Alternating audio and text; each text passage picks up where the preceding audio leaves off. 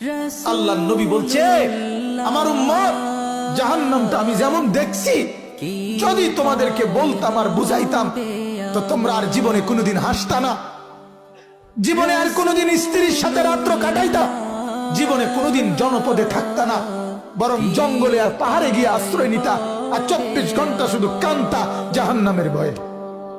আমি যেটা দেখছি, নবীজি বলছে, লাউ তা'লামুনা মা আ'লামু লা দাহিকতুম কালিলা ওয়া লা বাকাইতুম কাসীরা।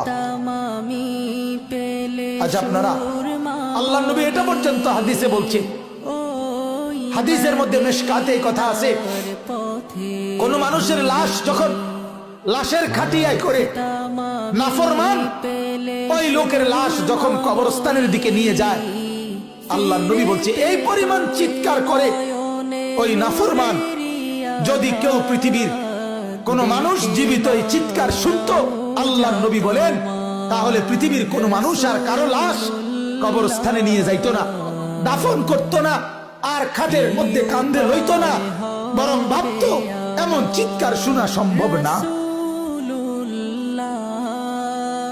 এই কথাগুলো সত্য বাপ, এই কথাগুলো এত বছর ধরে এত আলেম ওলামা কোরআন হাদিসের এত কথা, এগুলো মিথ্যা না। কি বলেন? এগুলো গল্প, এগুলো গল্প বলেন।